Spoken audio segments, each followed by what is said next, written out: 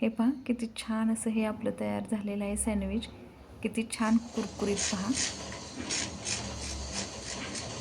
तर चला आज आपण हे ना असं हे सँडविच बनवूया, पोटॅटो सँडविच. त्याच्यासाठी पहिल्यांदा ना आपण त्याच्यासाठी लागणारी अशी ही पुदिन्याची चटणी बनवून घेणार आहोत. त्यासाठी मी याच्यातमध्ये आधी डाळवं टाकलेलं आहेत, अर्धी वाटी पुदिना टाकलेला आहे आणि त्याच्यानंतर ना हे 1 वाटी मी कोथिंबीर टाकलेली आहे. पुदिनाच्या ना कोथिंबिरीच्या अर्धा पुदिना घ्यायचा आणि हिरवी मिरची जसं तुम्हाला कमी जास्त तिखट आवडतं त्याच्यानुसार मी 3 मिरच्या घेतलेल्या आहेत आणि हे याच्यामध्ये ना लसूण आणि आलं टाकलेलं आहे आणि आपली ही चटणी ना दाटसर होण्यासाठी आपण त्याच्यामध्ये ते डाळवं टाकलेले आहेत आणि इथे मीठ टाकलेले. मीठ कारण आपण चाट मसाला पण वगैरे वापरणार आहोत ना आणि त्याला स्वतःचं असं थोडंसं पुदिन्याला ना उग्र असतो तो, त्याच्यामुळे मीठ थोडंसं बेतानेच टाकायचं आणि याच्यामध्ये आता आपण हे लिंबू पण टाकून घेणार आहोत आणि त्याच्यानंतर हे 2 बर्फाचे खडे टाकून घेणार आहोत आणि हे मिक्सरला बारीक करून घेणार आहोत. ही चटणी जराशी दाटसरच असते आणि जर तुमच्याकडे डाळवं नसेल, थोडंसं पाणी टाकते आहे मी, तर तुम्ही त्याच्याऐवजी ब्रेड टाकायचं. आता सँडविचसाठी बनवतो आहे तर ब्रेड टाकायचे, ढोकळ्यासाठी बनवतो त्यावेळी ढोकळा टाकायचा आणि हे दोन्हीही बनवत नाही असंच हवं असेल तर त्यावेळी तुम्ही हे डाळवं टाका. हे पहा छान झालेली आहे चटणी आपली दाटसर अशी. आता आपण एका बाउलमध्ये काढून घेऊया.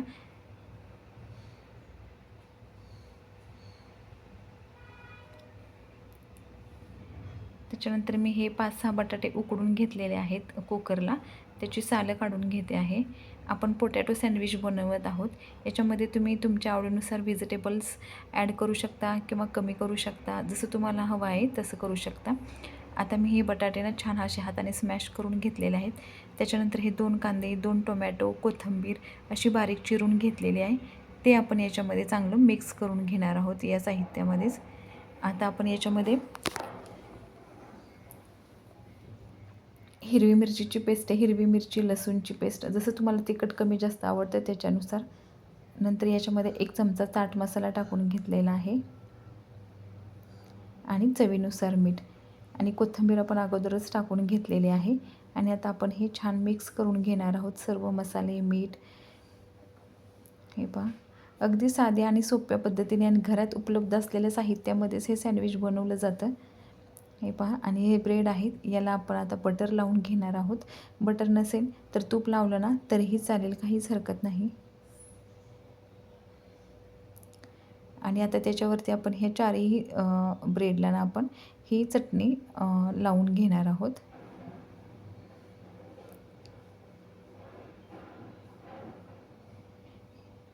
आपण याच्यामध्ये डाळ वापरली आहे ना त्याच्यामुळे ही चटणी खूप छान अशी ही दाटसर झालेली आहे. आता हे छान आपण मिक्स करून घेतलेलं आहे ब्रेडवर.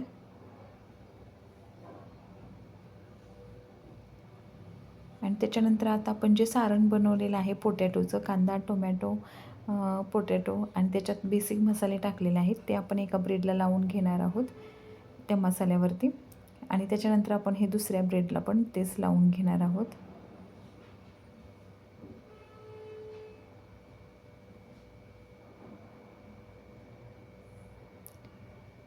दुसऱ्याही याला पण बटाटा लावून घेतलेला आहे आणि आवडत असेल तर चीज त्याच्यावर घालायचं, नाही टाकलं तरीही चालेल. आता मी घरात होतं म्हणून टाकून घेतलेलं आहे. याच्यावरती आपण हे चीज टाकून दुसरे ब्रेड साईड्स याच्यावरती ठेवायचे आहेत आणि ना हे तव्यावरती आपण भाजून घेणार आहोत.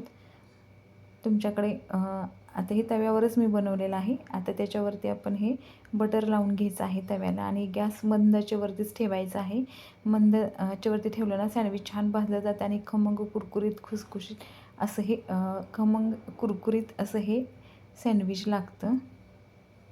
छान भाजलं जातं मंदाच्या वरती आपण गॅस ठेवल्यानंतर.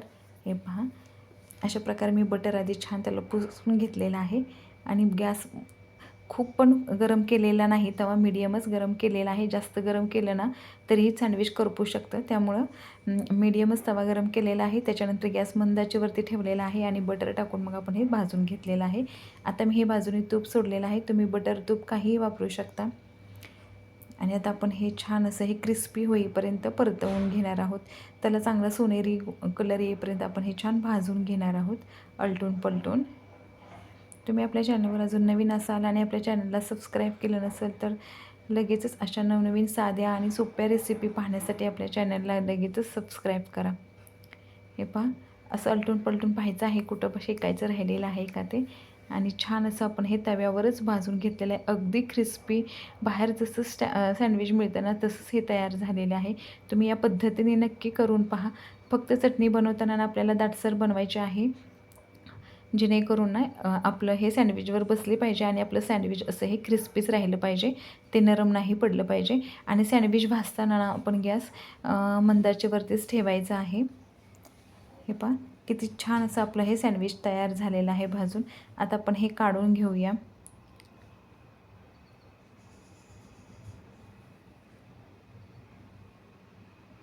आणि आता आपण हे कट करून घेऊया. तुम्ही पाहू शकता किती छान याच्यात आतपर्यंत सारण भरलेलं आहे. तर तुम्ही या पद्धतीने नक्की असं हे सँडविच बनवून पहा आणि कसं झालं आहे ते पण कमेंट करून सांगा.